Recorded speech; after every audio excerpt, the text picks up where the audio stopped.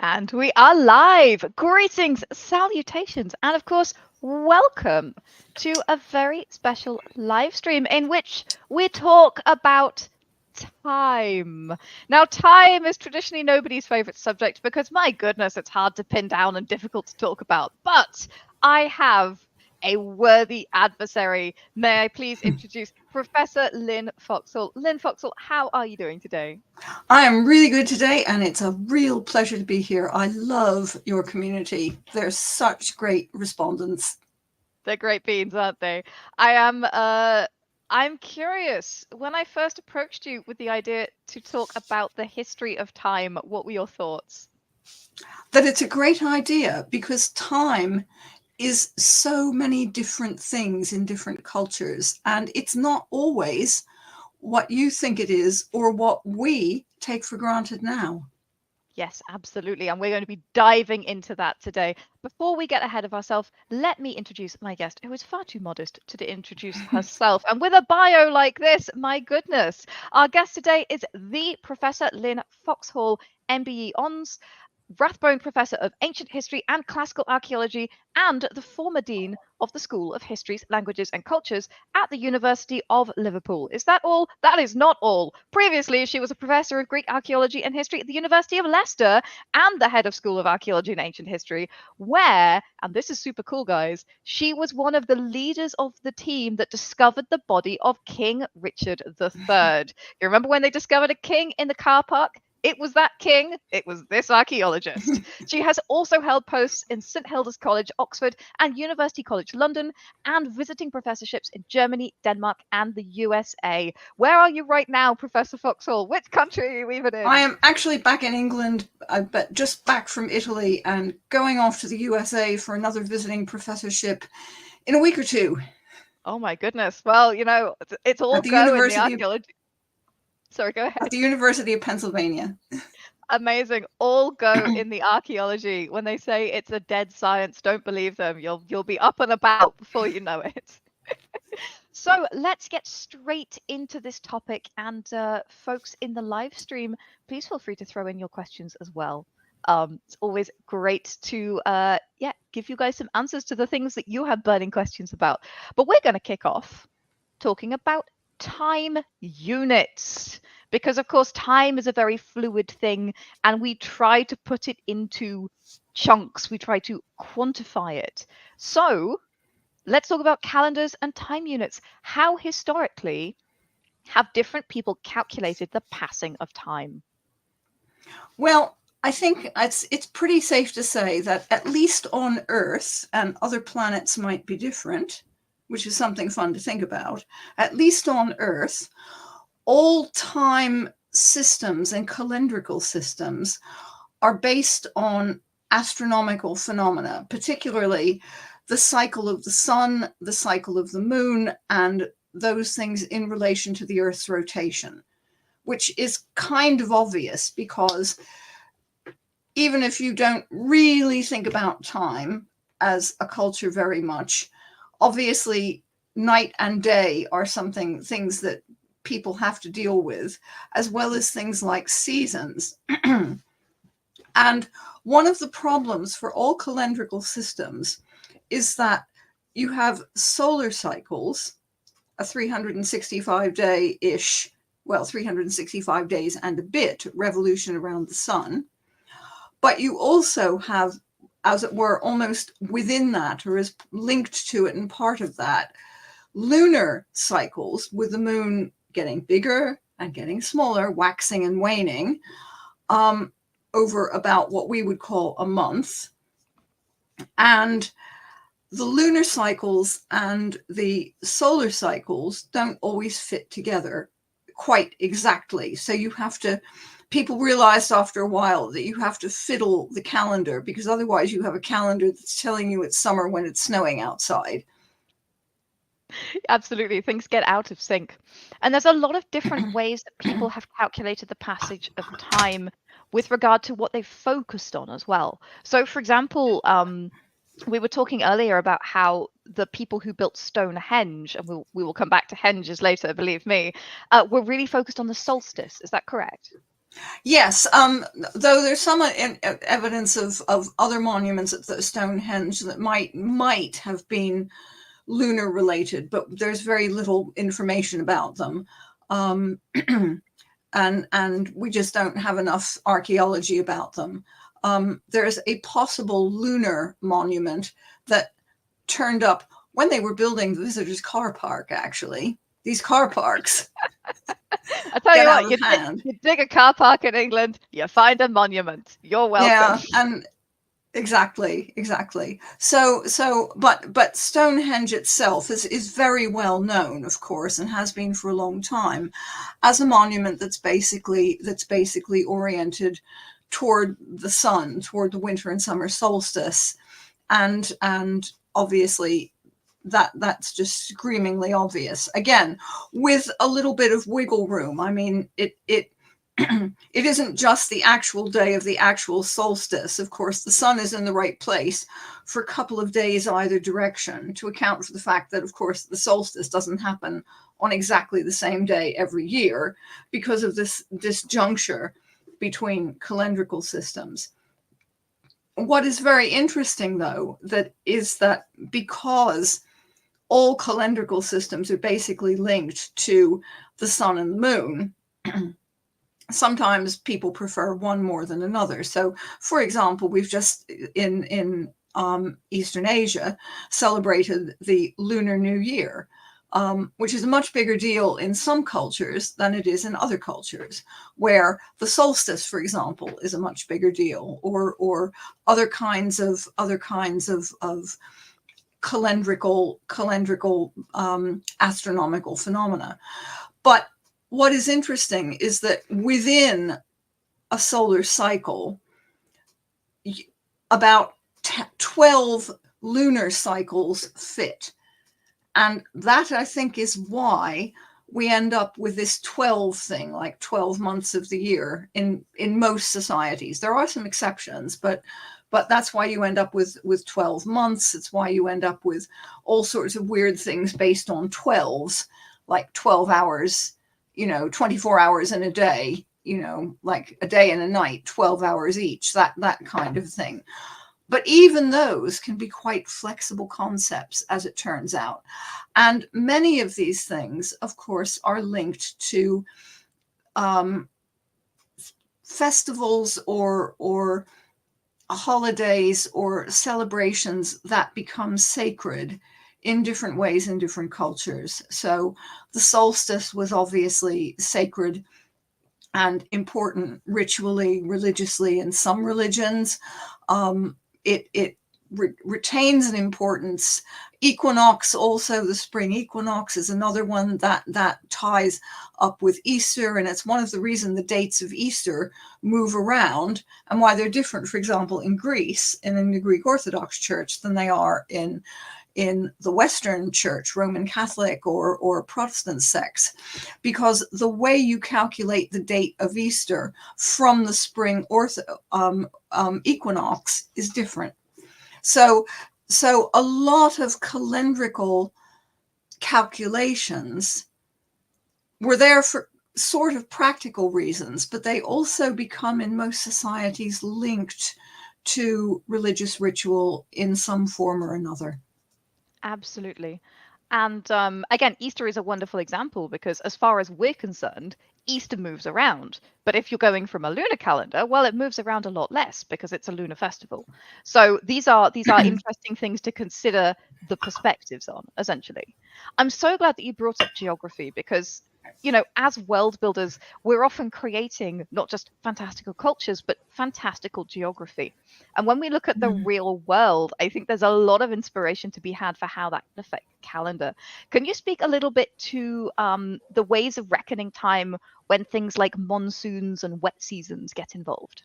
No, absolutely. And the way people reckon time and events varies, obviously, depending on what part of the world you live in in all sorts of ways. So in some time systems, it is wet seasons and dry seasons that become important. Places like Southern Africa, for example, or many areas of places like Southeast Asia, where what becomes very important is when it's a monsoon season and things like that. And often seasonality is hugely important everywhere.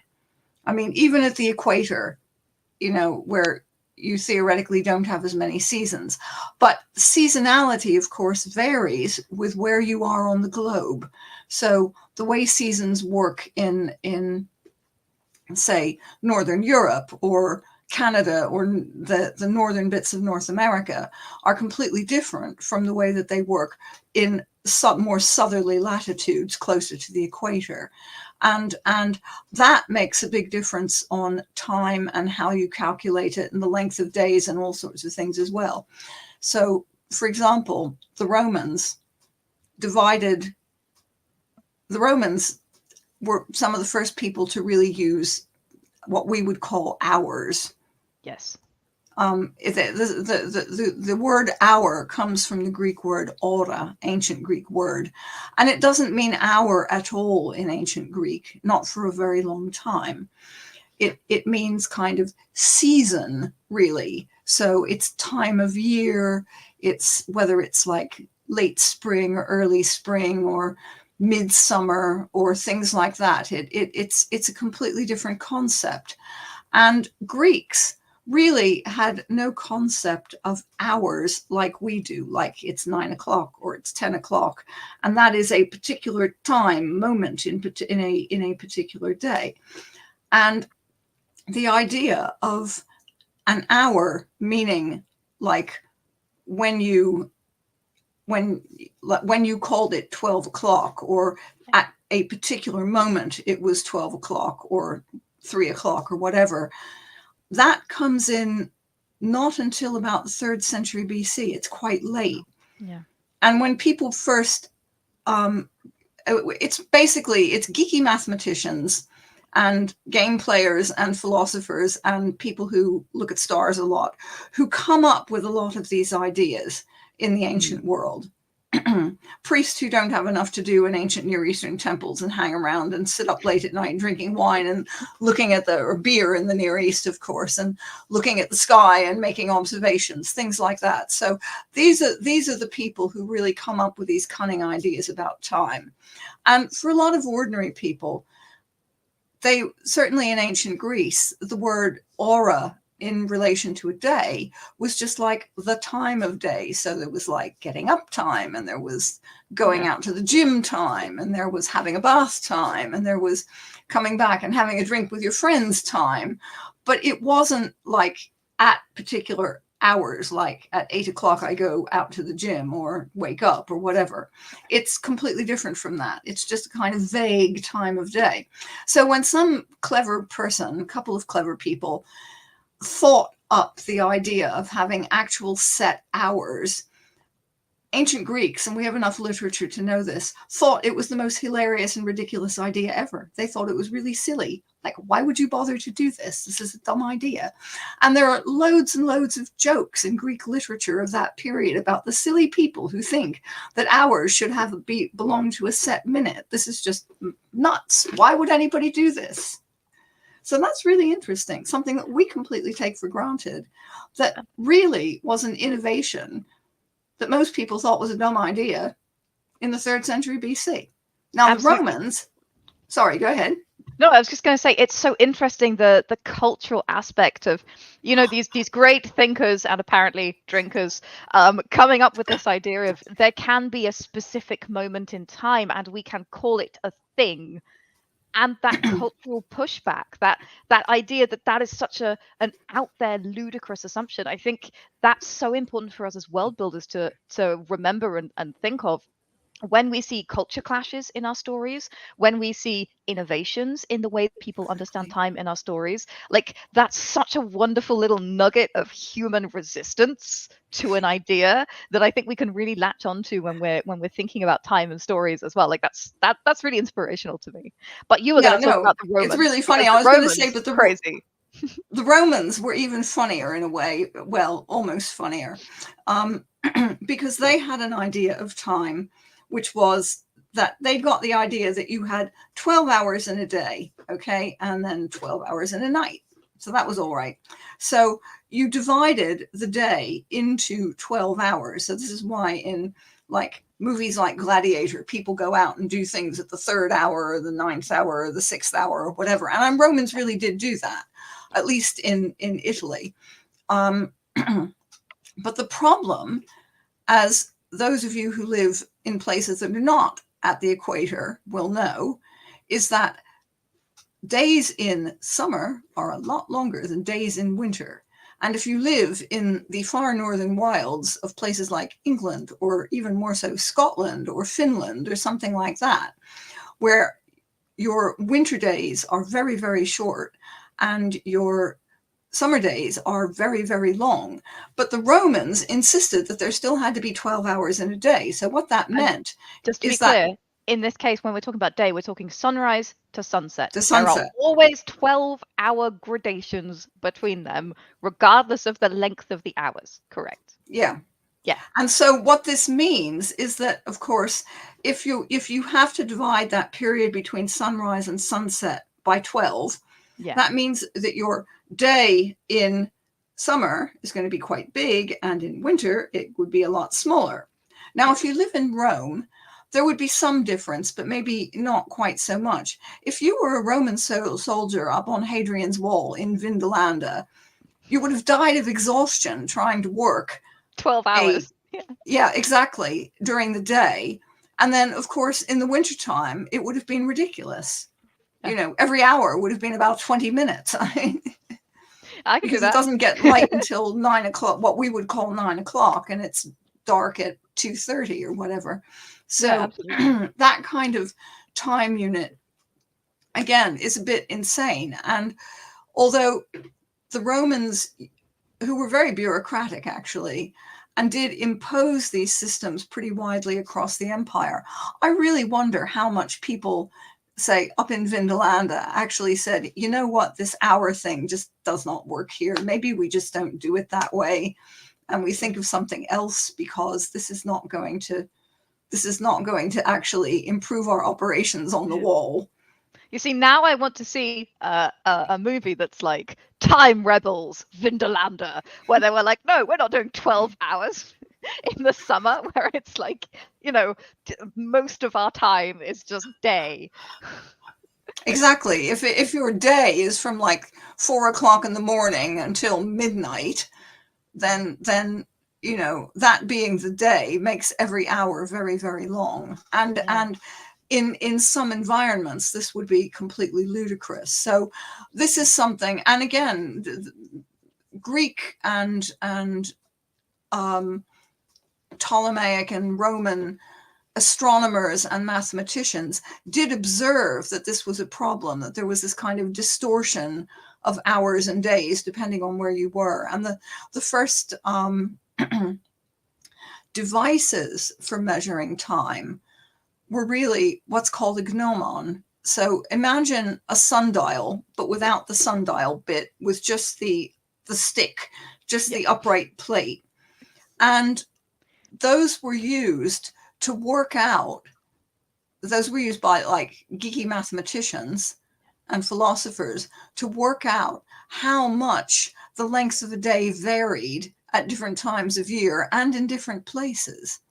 Yeah. So they did kind of notice this and observe it, but they were perplexed by it. And what they used it for was particularly to reconcile the differences between the lunar year and the solar year. Because if you had your nice 12 months in the year, that was fine. But then it would get completely banjanxed by the fact that the solar year is a little bit longer than the lunar year, and you would get out of sync. And that's why, of course, next week we have February 29th. And that is our makeup. Yeah. Intercalary day, the day we stick an extra day every 4 years in the calendar, so that we don't end up with Christmas in the middle of summer in the Northern Hemisphere. I don't know. Sounds nice. We've touched on this. Barbecue our turkey. I can see it. Like, I think that could work. So, why is time so often calculated in base 12? Now, we touched on this, but I do want to say there is a common understanding that this is all the fault of the Sumerians and the Babylonians. Is that true or not? It's partly their fault, and the Sumerians and the Babylonians used a base 12 number system, and I think the likelihood is that they did that specifically because the way they invented numbers was based on lunar calculations and trying to reconcile lunar calendars and solar calendars. And the easiest way to calculate it was base 12. And since the Sumerians effectively also invent the zodiac and notice the sort of revolution of the stars over the course of 12 lunar months, it all kind of fits together. So they just made their whole number system based on that.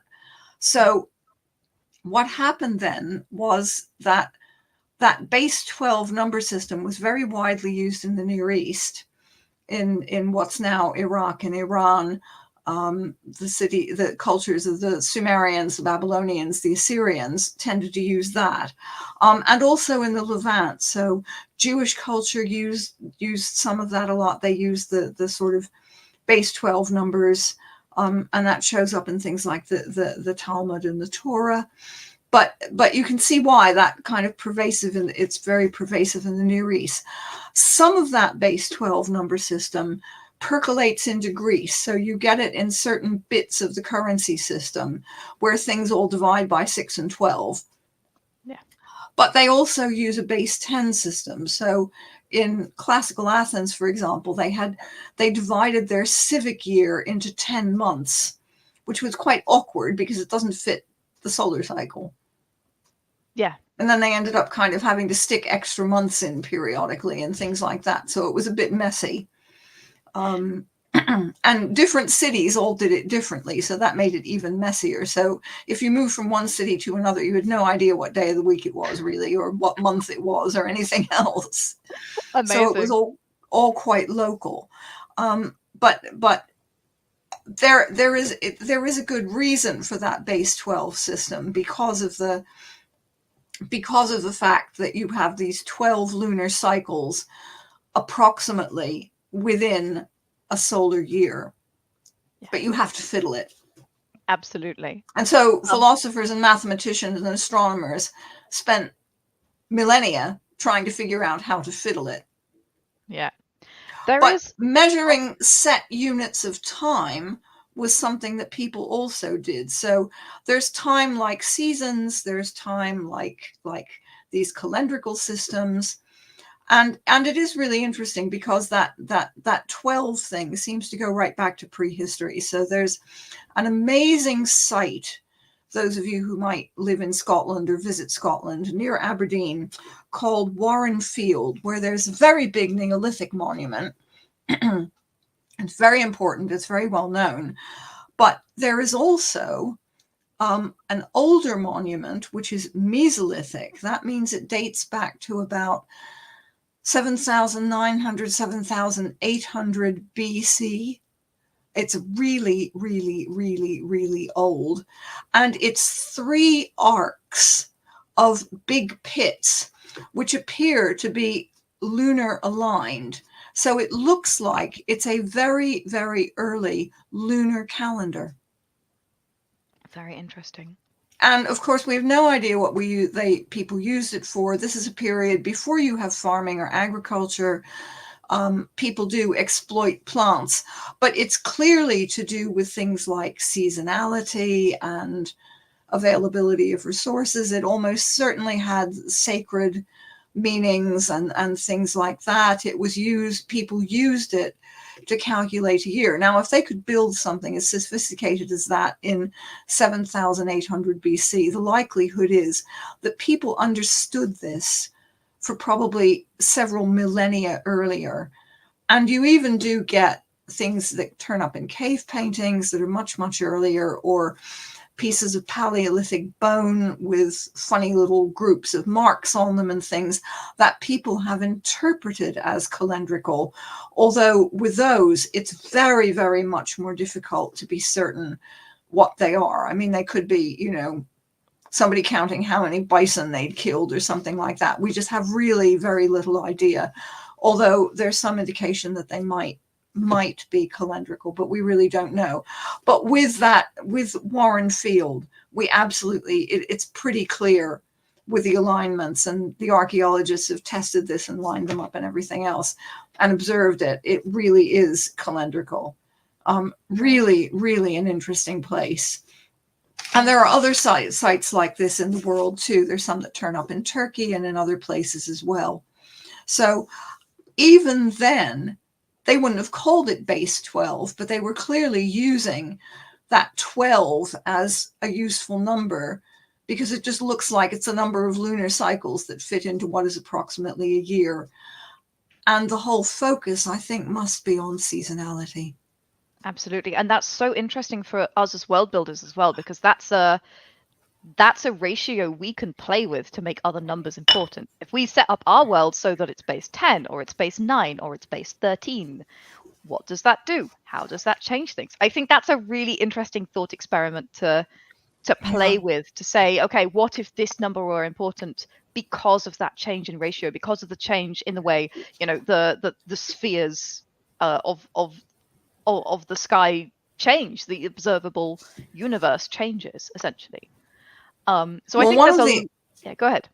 I was going to say, I thought you stopped there. I didn't mean to interrupt. No worries. One of the things that I always found very interesting in, and very imaginative at one level in George Martin's Game of Thrones, is the way in which he plays with seasonality by making it multiple years.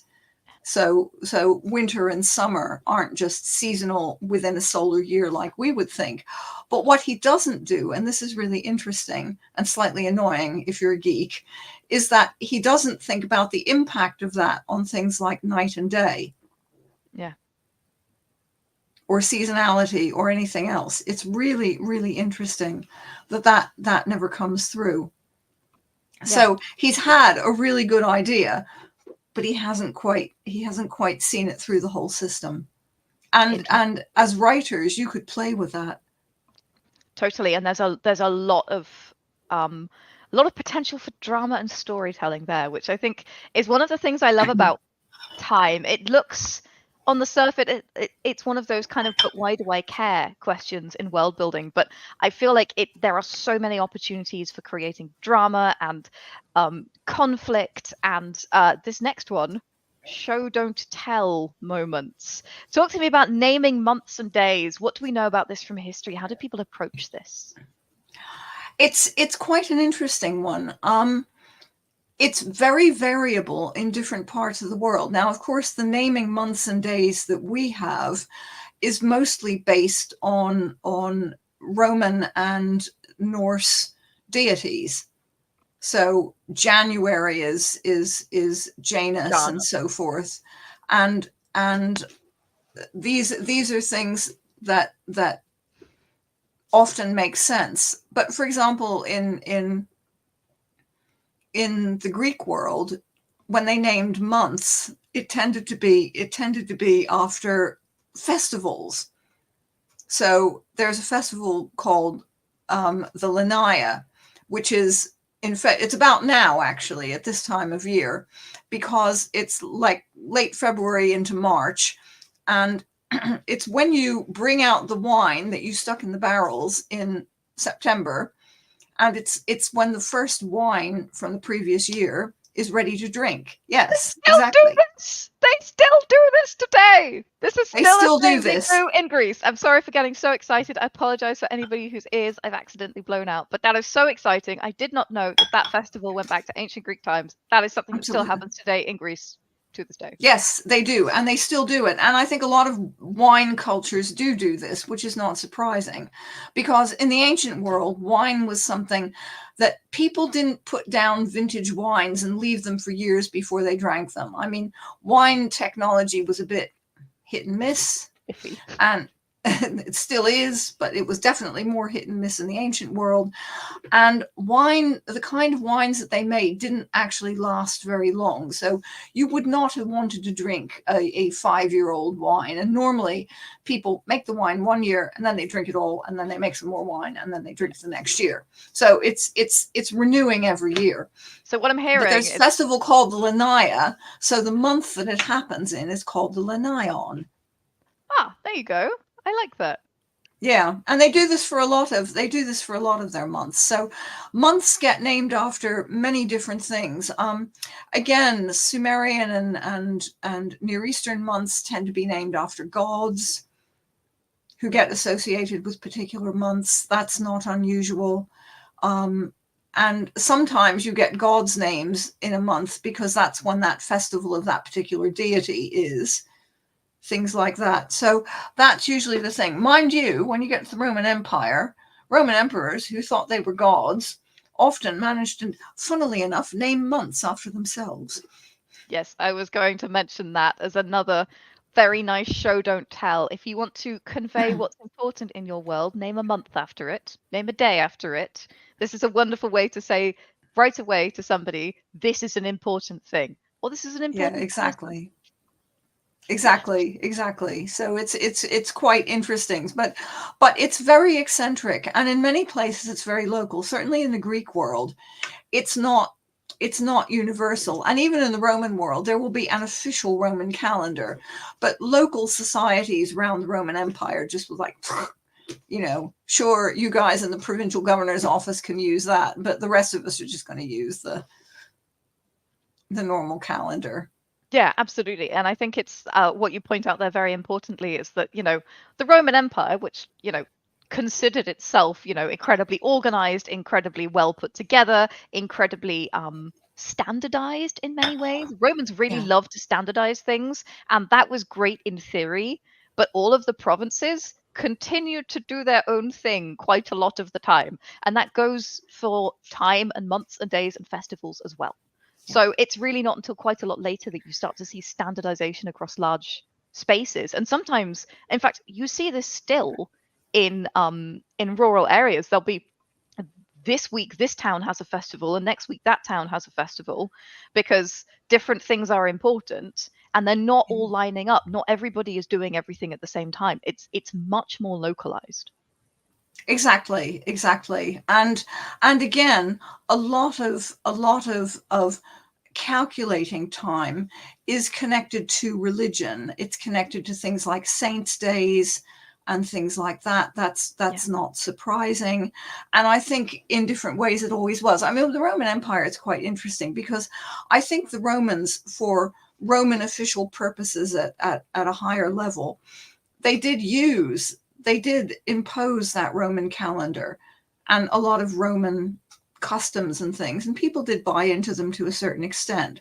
But local people also just kept using their own at the same time. So you kind of used both. Yeah. And I think that just happened. I think that just happened everywhere. And you can get a lot of these local systems still persisting, even when there's an imperial power that is imposing some kind of calendrical system or monetary system or whatever it is from the top. There is a level at which people use it for some things, and then they, like you have to pay attention to it if that's the month you pay your taxes or whatever.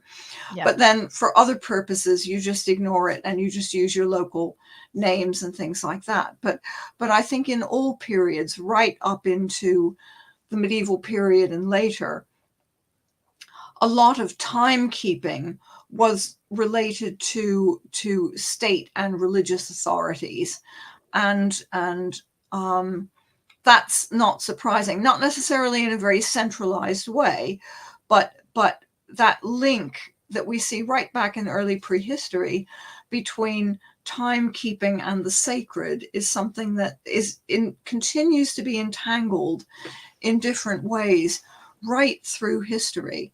And there are other ways, of course, of thinking about time as well. So if you want to keep track of a particular period of time, so there's a wonderful invention that the Greeks come up with called the clepsydra. the water clock. And the water clock was used for a very specific purpose, which was the law courts. The Athenian law courts had special little water clocks, so that when you came in, court proceedings in most societies, including the ones that we all live in, are pretty formalized, and that's fine. And so they were in ancient Athens. So you get the plaintiff, the person bringing the court case who wants to speak, the aggrieved party, and you get the person who's defending themselves also wanting to speak. But in order that somebody doesn't come in and just yammer and yammer and yammer and yammer and not shut up, you were given like, okay, it's your turn to talk. We turn on the water clock, and when the water runs out, you shut up and get down, which is really interesting. No filibustering in ancient Greece. You had your time. They invented a special device to make sure you didn't go over your time. Exactly. And then, again, in the 3rd century, somebody got the big idea of devising a giant water clock that would count hours, only it turned out to be wildly inaccurate when you tried to do it that way. Which was really interesting, which turned out to be because of the problems of mathematically calculating the different lengths of days in different seasons and in different parts of the year and in different geographical locations. So the giant water clock idea was a dead loss. It did not catch on as a timekeeping device because it didn't work.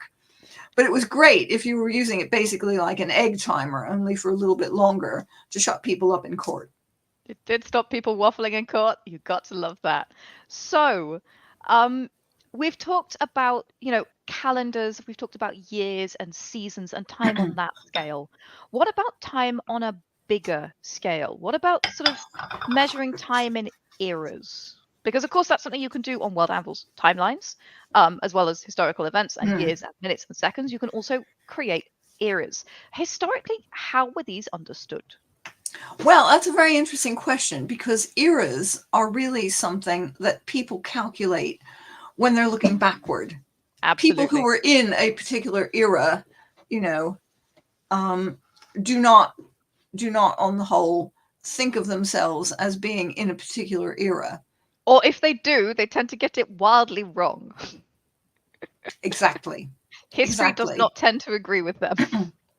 Exactly. And it's because you can't stand outside your own time and see it from any kind of perspective. So therefore, people don't think of their own time as an era. They think of past times that way. And a lot of that kind of time is not what we would call historical. So the Greek poet Hesiod, for example, writing in probably the late 8th, early 7th century BC, somewhere around probably 750, 780, 750 BC, around 750 BC, something like that, maybe a little bit later, 700, that kind of period, is somebody who talks about eras, but he saw it as the kind of like decline of the world. So you start out with a golden age where the fruit drops into your mouth, and then you have the age of bronze, and then you have the age of iron, and the age of heroes, because he's sticking the Homeric epics in, and then you have the age of iron, which is the nasty bit that he lives in, where everybody has to work and slave, and it's all bad, and it's only going to get worse. And he's just a bit moany. He's a moany old farmer, and so he just moans about it. But it is really interesting that he in particular saw it as a kind of gentle decline, but not every culture does it that way. The most common way of measuring time historically, actually, by the time you get systems where you have some kind of centralized authority, like a kingdom or a state of some sort, is by regnal years. So you say in the reign of Ashurbanipal or the reign of Sargon or whatever it happens to be.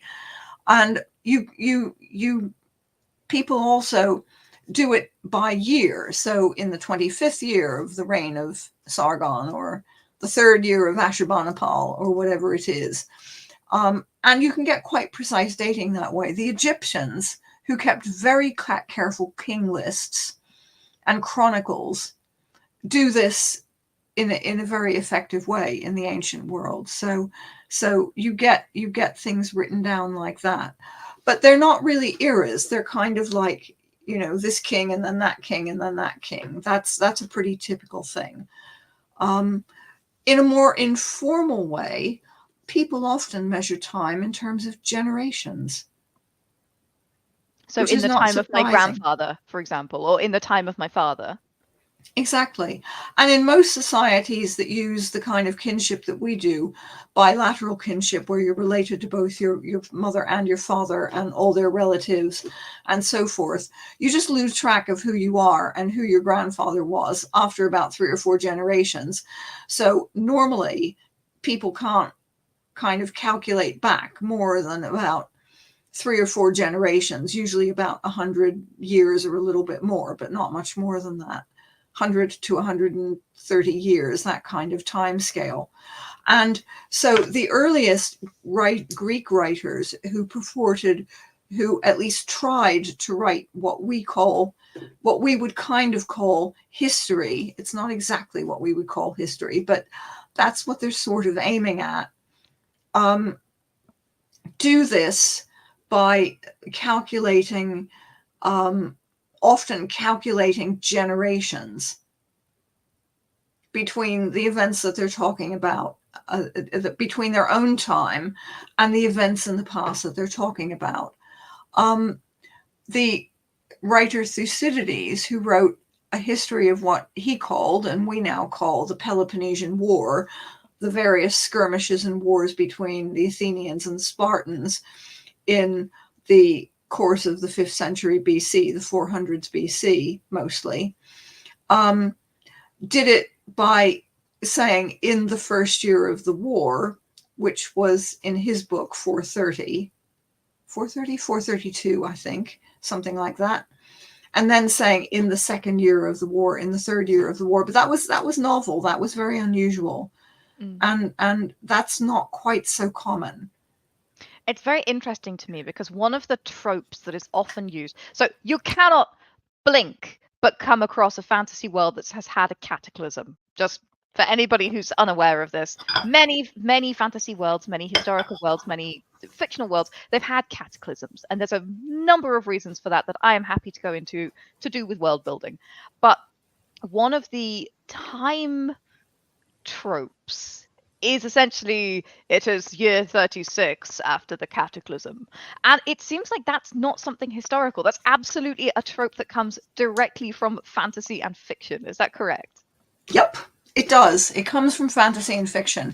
And it's really interesting because when you have real cataclysms, you actually often have no historical record of them at all, which is super interesting. There are some where you do. There was a giant volcanic eruption somewhere that made everything go dark in Northern Europe and the Mediterranean, you know, just like spread volcanic dust all over the place in 536, 537 AD, that sort of period. And this is picked up by climate scientists, but writers at the time actually write about it and mention this and the effect that it had and things like that. But that's quite unusual. So, for example, most people know about the eruption of Thera, what the island that's now called Santorini, which has is now kind of crescent shaped. Because it used to be round, except that like a big chunk of it blew away in a giant volcanic eruption. Now, the volcanic dust, this all happened probably somewhere around 1600 BC, something like that. And at that point, there were plenty of societies surrounding which had things like writing systems and chronicles, and they wrote stuff and things like that. Nobody mentions it ever. And yet we find the volcanic dust from that eruption all over the place. Like in Crete, you can see it everywhere. Interesting. You know, it shows up as an archaeological layer in excavations. You can see it in things like road cuttings if you're going through a Bronze Age site and things like that. You can pick it up. It's totally obvious. And nobody ever mentions it. And in Crete, despite the fact that they must have spent months and months and months covered in this horrible volcanic dust, there is no indication that it had any effect on anybody. That's so interesting. We have no idea. There was also, of course, the period at the end of the Bronze Age in what's sometimes called the, what's it called? The 3.2 Ka event, climatic event, where you seem to get there is some evidence, there, in fact, quite a lot of evidence that in various places you get a period of over about 300 years of climate change where it suddenly it goes from being nice and wet to being much drier, and then the climate becomes very volatile. It's kind of jumping between wet and dry at the end of this. And it's picked up mostly in pollen data, pollen cores, which show you the plant growth, but people pick it up a little bit in things like tree ring dating, and which is pretty accurate, and what are called speleothems, which are stalagmites in caves.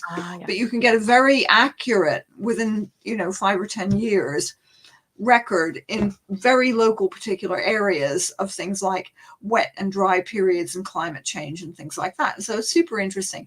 So you can pick it up scientifically, and you get all of these Mycenaean palaces that seem to go out of use, and the whole system changes, and you get this big transition from Bronze Age to Iron Age.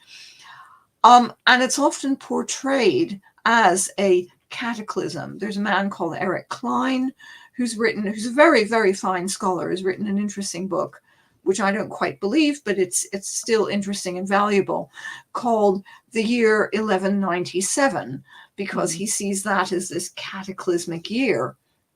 And yet, if you look at the archaeological evidence, a lot of these places, these events of decline and the palaces going out of use and societies changing and the top level of elites disappearing, doesn't happen overnight. It happens over like maybe a couple hundred years.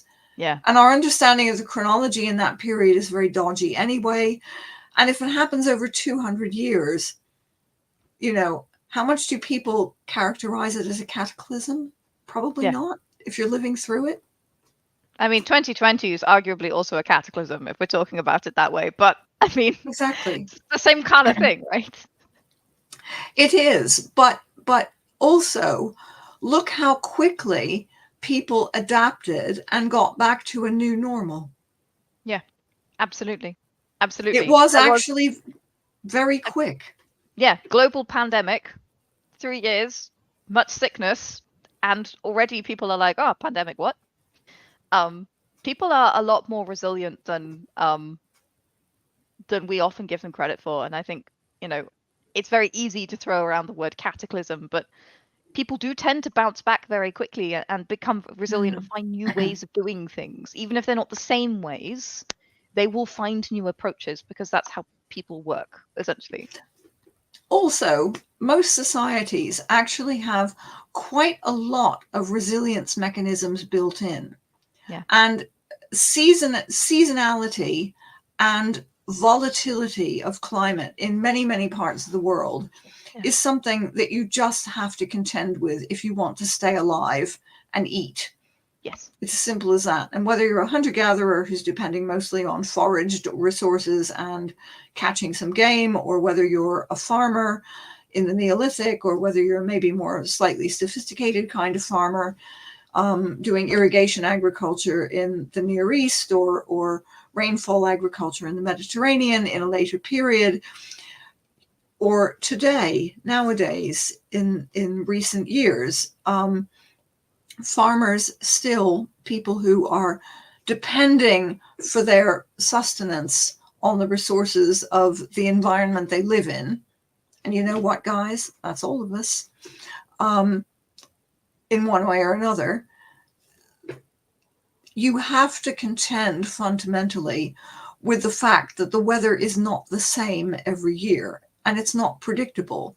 So you can get wet years and dry years. You can get hot years and cool years. You can suddenly get, hailstorms at completely the wrong time of year that wreck the whole vintage, like what happened in northern Italy last summer, where the hailstorms in July completely wiped out a lot of the grape harvest, which is going to make nice Italian wine rather more expensive for the time being. Things like this. And this kind of stuff has happened ever since people started to depend on getting food from their environment one way or another. Yeah. And because of that volatility, people have resistance strategies built in. But in terms of timekeeping, it's very interesting. You get cities in, say, like the 3rd, 2nd century BC, going into the Roman period, where in various Mediterranean cities, in places like Turkey and Greece and so forth, the city officials would put up these wonderful calendars, basically called parapegmata. A parapegma was basically a big inscription, a big public inscription that associated various climatic events with certain astronomical phenomena and the time of year. So you would have this kind of calendar which said, if when it's springtime, such and such a thing happens, then you might have a dry spring or whatever. Now, a lot of this was scientifically, from a modern perspective, complete nonsense. But the fact that city authorities actually went to the effort to try and second guess what might happen. And farmers had their own resilience mechanisms built in all sorts of different ways, which is why we're still here. Yeah, absolutely. And speaking of still here, I'm gonna, it's not quite a pun. We don't have enough time to talk about time, but I do just want to address this quickly. Oh, you're right there, Lynn.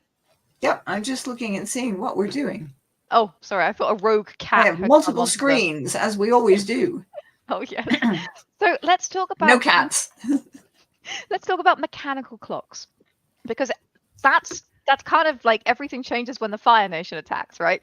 When the first mechanical clocks appear, how do they affect the way people understand time? How does that change? It's a very interesting question, and it's quite late. The first actual mechanical clocks are mostly bells. They're mechanized bells with like a pendulum system or something like that, like church chimes are now, in many societies.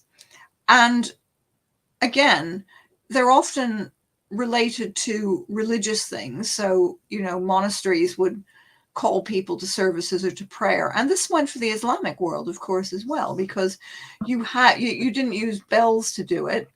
But you do have somebody who goes out and calls people, goes out and says, right, guys, time to pray, and things like that. So Islamic society, as well as Western societies, European societies, were very, very, and Chinese societies too, were very, very interested in devices for calculating time, because it became important for things like religious observance. But that wasn't the only thing. It was other things as well. First mechanical clocks are late medieval and really come in properly in the Renaissance. So they start to appear about 1200, 1300, but they're not very common. People did not have alarm clocks in their houses or anything like that. And they're very top down. So they were kind of wonders. They were amazing things. And really they evolve out of church bells and putting pendulum clockwork gear mechanisms on church bells. There were a couple of attempts in antiquity to make geared clocks, but they never seemed to work very well. And it wasn't until much later that people really persisted and did this. When clocks become really important is when people start to time labor and think about labor and time.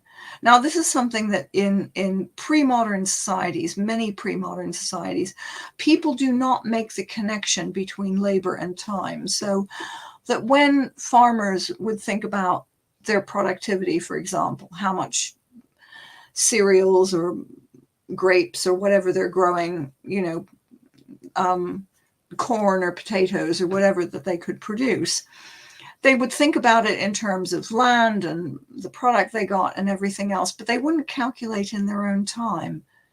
People just didn't think about it. They just did the work and they just did the jobs that needed doing, and they didn't really think about it. And once you get to a situation where people are wage laborers, and this, you always have wage laborers, you have them in antiquity, but they tended often in like in the ancient Near East or in ancient Egypt to get paid in rations. So they get so much grain or so much bread or something like that. And they do get paid in money later and all the rest of it, but they don't get paid by the hour. They get paid like, I am hiring you to come and work on my farm to help me for the season, and I will give you a lump of money at the end of it. It's that way round. And the same was true of things like Roman soldiers. You get paid for a contract of, you're going to spend 20 years with us or whatever, but that's how you get paid. It's a different way to do it. When you get people thinking about work days and things like that, it really comes with the agricultural and the industrial revolution, when labor becomes commoditized. And that's when you start thinking about, as it were, labor, time that you spend working is money, because people didn't really properly, fully make that connection most of the time in earlier periods. Yeah. It's a really, really late thing. And it goes with the Industrial Revolution. It goes with factory labor and things like that. I mean, even in the early part of the Industrial Revolution, you might pay people by the piece. And of course, in the early stages of the Industrial Revolution, people are not working in factories where they come in the morning and they stay there all day working and then they go home. They're working in their own houses, and they're given, a bundle of, fleece or linen or whatever it is to spin. And then they're told, do this batch of spinning and then bring it back to us. Or, weave all this yarn into cloth and then bring it back to us. But they were paid by the piece, how much thread you could spin rather than how much time you spent doing it. Yeah, absolutely. If that makes sense. Absolutely. And that's again, another interesting cultural shift. If you have somebody coming from one culture to another culture in a fantasy world, or even from one world to another through portals, to suddenly be like, what do you mean time is money? How does that work? Or what do you mean you're not going to pay me for my time, on the other hand? Like, that's a really interesting kind of dissociation that you can really play with, I think, between cultures, and something that we should be thinking of when we're creating pre-industrial cultures as well, because so many of our worlds are fantasy worlds, medieval fantasy worlds, Renaissance fantasy worlds, and yet we often think about hours and being paid for an hour's work and this kind of stuff. And it's something that, from what you're saying, Lynn, that's a disconnect. That's something that doesn't make sense. It's a disconnect. It's a disconnect, and people mostly just didn't think of it that way. They might think of you, as it were, being contracted to work for somebody for say, a couple of months for 6 months or something like that. But you weren't necessarily doing the same thing every day, or working from 9 to 5 or something like that. You were just told, here's a bunch of stuff you have to do, just get it done. Absolutely. It's a completely different thing. And the idea of wage labor being paid by the hour in the sense that we think of it, or having a 9 to 5 working day, is something that is a very modern concept.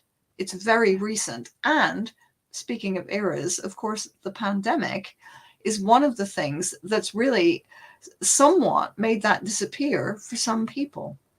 Yeah, absolutely. In a different way. You know, we're not all clocking in at the office anymore. Yeah. Some people, of course, still are because of the kinds of jobs that they have. A number of people are. But many of us in certain kinds of jobs are lucky enough to be able to have a lot more flexi time. Yeah. And then there are people like me who work 14 hours a day. Anyway, I have a couple of audience questions that I would like to address. Great. A really interesting one from Bonnie Juju, who asks, are there common threads between cultures that use solar years versus lunar years that you can think of? Yes, in a sense that most cultures to some extent have to use both, because otherwise you would end up, you know, with the equivalent of your Christmas tree in the middle of June. Yeah. In the Northern Hemisphere, as it were. So yes, there are. I think all cultures end up being aware of both solar years and lunar years, even if they don't kind of articulate it or express it that way, because you can't help being aware of it. But they may attach more importance to one than the other. And the big problem with having a solar year and a lunar year that don't quite join up is exactly that problem of how you then allow for the disjuncture. Absolutely. Very interesting. Buzzard Brain asks a very practical question. Prior to clocks being common, how did normal people communicate time of day to meet or the schedule of an event? That is a really interesting question, and something that scholars often ask, because you talk about meeting, and I think a lot of it is that people were just a lot more laid back. And so there were certain kinds of places where people would just go and hang out expecting to meet other people, that you knew that, like, midday, which you could see kind of from the sun or whatever, or, you know, early in the morning after everybody got up, that people would be tending to hang about in particular places. So they often did that. And with things like dinner parties and stuff like that, I think a lot of it will be done on the sort of, it'll be the rough time of day. But I think, you know, it would be really hard to say, okay, everybody's going to show up at 7 o'clock, because you couldn't do that. So for things like courts, for example, with Athenian courts, I think what you would probably do is that everybody who had a court case on a particular day would just go along after breakfast and hang around until their court case got dealt with. Yeah. I think there was a lot more waiting around. It's one of the big things there. Yeah, and people were just much more casual about it. So, for example, one of the things that there's a big habit in is a habit of elites, and the way a lot of Roman society works is that wealthy individuals, people in the sort of equestrian or senatorial class, these big rich guys, would have a salutatio every day, a hello time. And so sort of in the morning, all of your clients, clientes, all of the people who were obliged to you or had a relationship with you or who did things for you because you supported them in various ways, would go and hang around in your house. And there's like a special place in Roman houses in the courtyard where people would, if it's a public area, where people would all just kind of hang around and chat with each other. and all the rest of it. And then if your patron wanted you to do something, he'd clap you on the shoulder and say, Silius, why don't you go and do such and such for me sometime soon? But I think a lot of this stuff was just much more casual. And that when people had dinner parties, not everybody got there all at the same moment. Right. Yeah, absolutely. But also food wasn't served up in that way either. Like it was a different way of being. It was a different understanding of time. I guess since we're doing final takeaways, that would be my final takeaway for you guys. In history, the way people understood time, the way people worked with time and moved with time was different. And if you can embrace that, I think there are a lot of really interesting opportunities for storytelling. So that's my takeaway. But Lin, I'm really eager to hear yours. If you can leave our beans with a thought, a piece of information, something to take away on their world building journey as they consider time, what would that be? Well, it's basically, I think, a variation on what you said, which is that time is one of those things that at one level is directly related to the physical world and environment that at least we on Earth, or any world that you build or design, live in, like days and nights and the way the Earth revolves around the sun. So it's like physical stuff that we can't control. Okay. On the other hand, human culture constructs time in its own distinctive ways in different cultures and different societies. So time, however much it's based on the physical environment and universe that we live in, is always enacted and mediated by cultural values, cultural norms. It's a cultural and social construct. Absolutely. Well, folks, I hope this has inspired you. Of course, we've just released our new timelines. I'm so freaking proud of my team for the beautiful work they've done there. So hopefully this will inspire you to fill them up with historical events, historical eras, and all sorts of stuff happening in time. Yeah. Lots of thank yous to Professor Foxhall. Professor Foxhall, it is always a pleasure having you on the live stream. Thank you for coming to talk to us about time real and imagined. Thank you. It's my pleasure. And folks, if you enjoyed this episode, we have a bunch more with Professor Foxhall in our back catalogue, so do go and have a look. She is always a wonderful guest, always full of amazing insights.